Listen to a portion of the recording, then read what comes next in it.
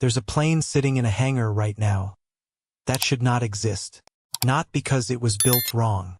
Not because it failed. But because for the last 4 decades, every engineer who ran the numbers on what it would take to build it quietly closed their laptop, ordered a coffee, and walked away. The physics said no. The economics said no.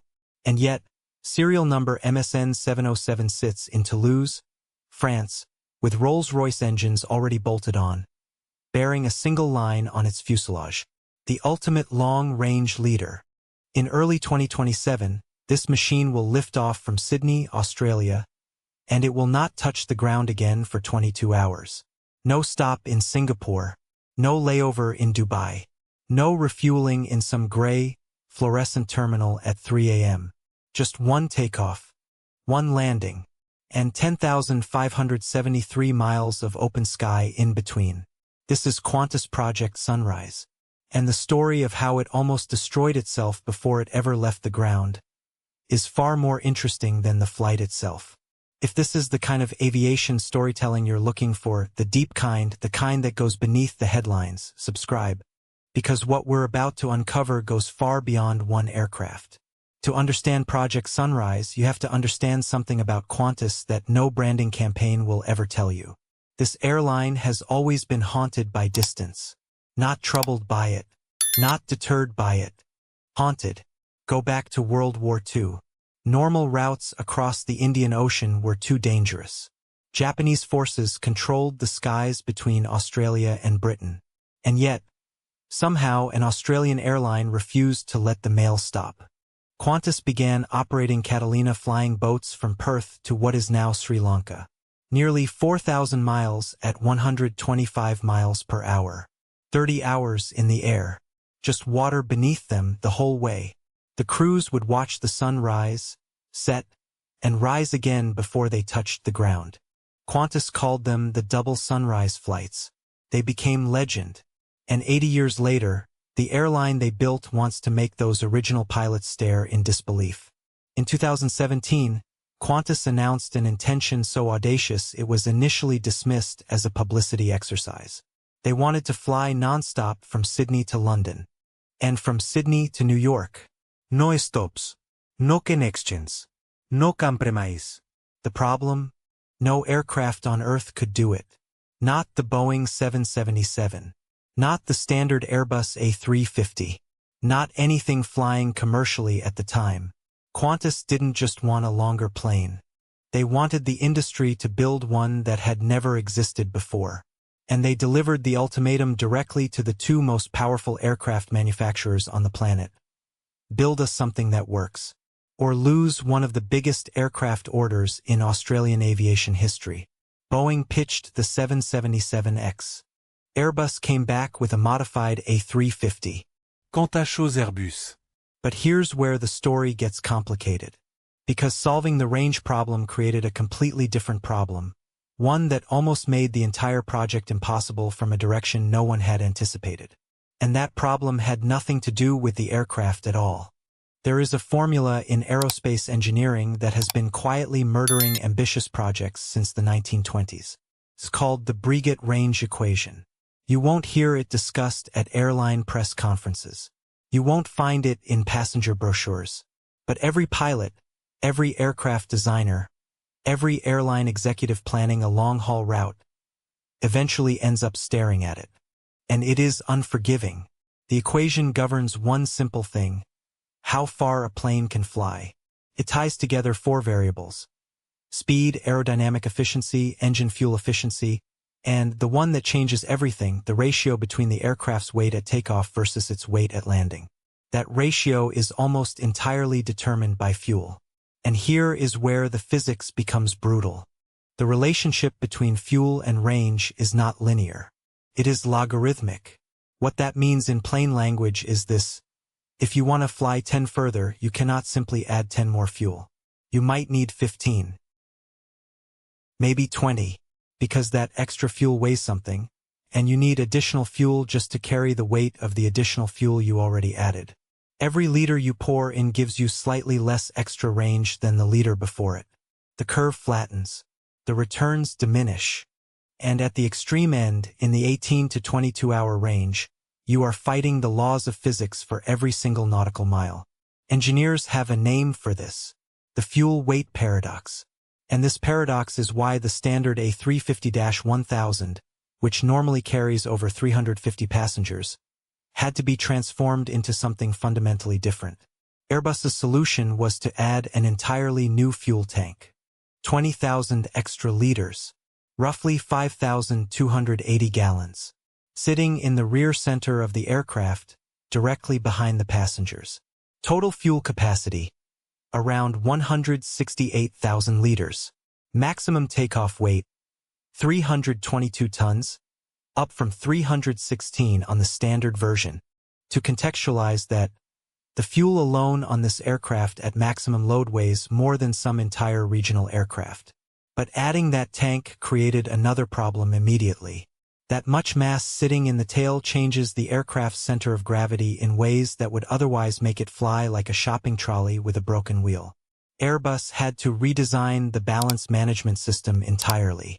European regulators at EASA had to certify what was essentially a new airframe variant. The result earned a new designation, the A350-1000 ULR Ultra Long Range. Structurally and operationally, it is a different machine.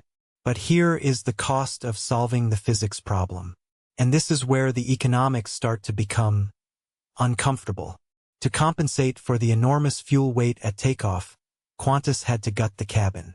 Over 350 seats became 238. That's a reduction of more than 100 revenue-generating seats on an airframe that costs roughly the same to buy, maintain, and operate. Every seat that disappeared made the remaining seats more expensive to justify. The fuel weight paradox doesn't just limit range.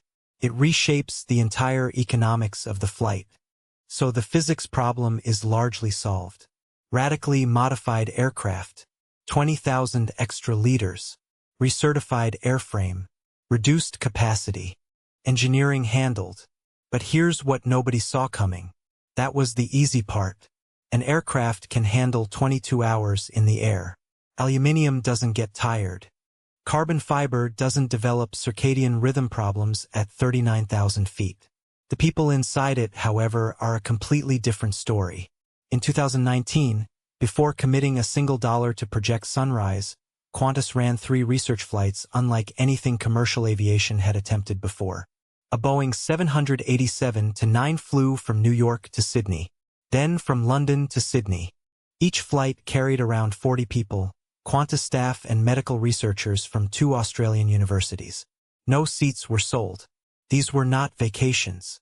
These were experiments. Strapped to the heads of the pilots, EEG monitors recording brain activity in real time. Researchers from the University of Sydney's Charles Perkins Centre tracked every spike, every dip, every pattern in neural function across approximately 19 hours of flight. Monash University researchers monitored crew melatonin levels throughout. The data that came back was sobering. Pilot cognitive performance does not decline in a smooth, predictable line during ultra-long flights. It drops in waves, influenced by circadian rhythm, meal timing, changes in workload. A pilot may feel completely fine, entirely confident, and yet still show measurable impairment on an EEG. Read that sentence again. That is not a comforting finding for anyone planning to be 39,000 feet over the South Atlantic at 3 a.m. The bigger problem was regulatory. At the time Project Sunrise was being planned, no aviation authority on Earth had a framework covering commercial flights of 22 hours.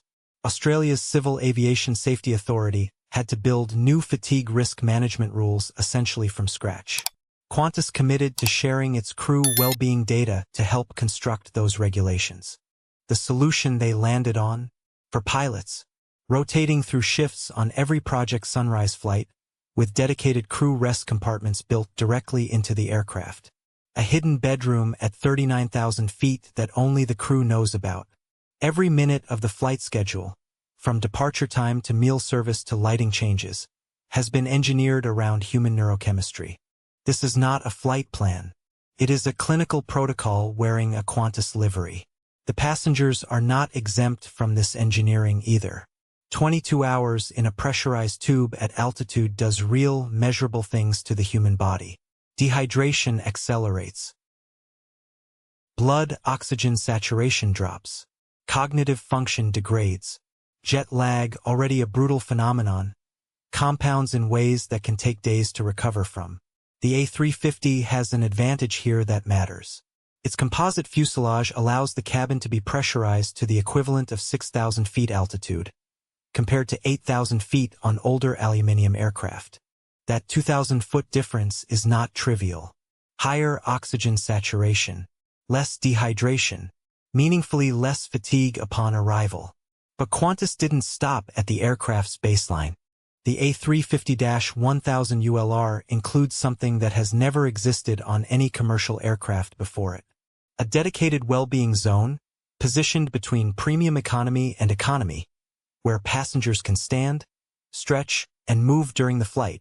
The lighting system features 12 distinct scenes, including a dynamic sunrise sequence that rolls from the front of the cabin to the rear, calibrated to help passengers adjust to their destination time zone before they land.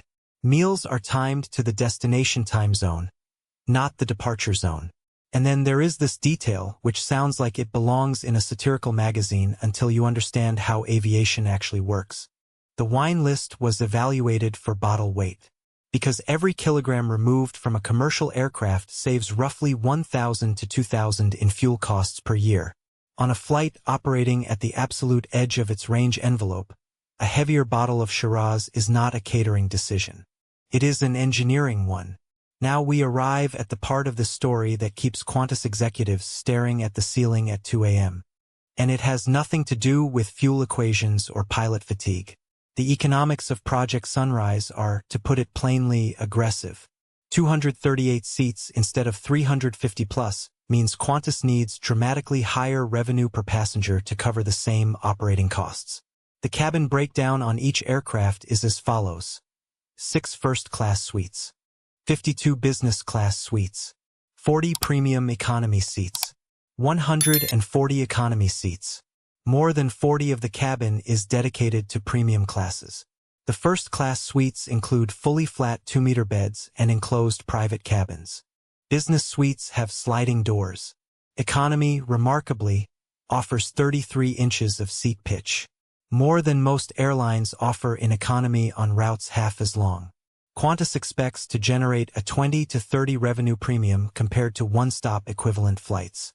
The airline is betting that a combination of time savings, elevated comfort, and the pure novelty of flying the world's longest non-stop route justifies a significant price premium over connecting services. For context, a one-stop economy fare from Sydney to London via Singapore typically costs between 800 and 1,500 Australian dollars. The non-stop premium pushes that considerably higher. For a corporate traveler on an expense account, the equation is compelling. For a family of 4 running the numbers at a kitchen table, the calculation looks quite different. Qantas has ordered 12 of these aircraft. 12 bets. Each one carries a list price of around US $360 million. Each route requires roughly 3 aircraft to maintain daily service. That means the Sydney-London route and the Sydney-New York route together consume almost the entire initial fleet before a single spare is even accounted for. If load factors fall below projections, if fuel prices spike at the wrong moment, if a recession softens premium travel demand at precisely the wrong time, those 12 aircraft become 12 very expensive problems parked on a tarmac somewhere. Qantas has built in some protection. The aircraft can theoretically be reconfigured and deployed on other network routes if Project Sunrise underperforms. It is a hedge. It is not a safety net. And the competition is paying close attention. Singapore Airlines already operates a 19-hour non-stop flight from Singapore to New York on its own A350-900 ULR variant, charging a steep premium for the privilege. But Singapore's route is shorter. The aircraft carries more passengers. The economics are more forgiving. What Qantas is attempting is longer, more expensive, more logistically demanding, and more financially exposed than anything the industry has sustained commercially at this distance. There is no comparable precedent, no case study to point to, no playbook. This is genuinely uncharted territory. financially as much as geographically. The first Qantas A350-1000 ULR rolled out of the Airbus facility in Toulouse on the 12th of April 2026. Serial number MSN 707. Rolls-Royce Trent XWB-97 engines already mounted. Test registration. Foxtrot Whiskey Zulu November Kilo. It will spend approximately 2 months in flight testing before delivery to Qantas in late 2026. Commercial service is expected in the first half of 2027. Qantas plans to name each of its 12 Project Sunrise aircraft after stars. A tribute to the Catalina flying boats of World War II, which navigated by the stars across the Indian Ocean on those original double sunrise missions 8 decades ago. The crews who flew those missions in the 1940s had no GPS. No EEG monitors. No composite fuselage pressurized to 6,000-foot equivalent. No well-being zone. No circadian lighting sequence. No engineers at a desk somewhere calculating the precise weight of each bottle in the wine list.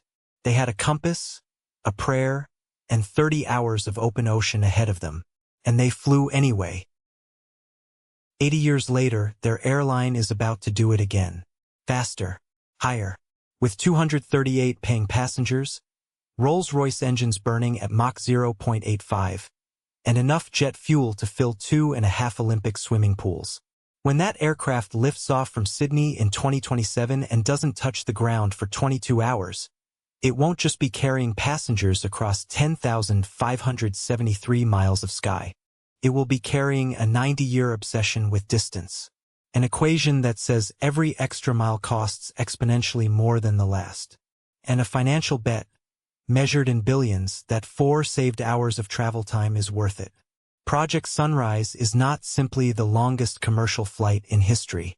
It is a question the aviation industry has been quietly afraid to ask out loud. Can the absolute edge of what physics allows also be the edge of what makes business sense? Because in aviation, the hardest barrier ever broken was never the sound barrier. It was the profit barrier.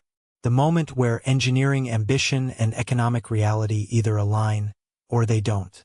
Somewhere between Sydney and London at 39,000 feet, we are about to find out. And the answer, whatever it turns out to be, will shape what airlines attempt next. Not just for ultra-long-range routes, but for what the entire industry believes is worth attempting. That is the legacy of the double sunrise. Not the distance flown, but the refusal to accept that some distances cannot be flown. If this story made you see aviation differently, leave a comment below with what surprised you most. And if you want more storytelling like this, subscribe, because the next story is already stranger than this one.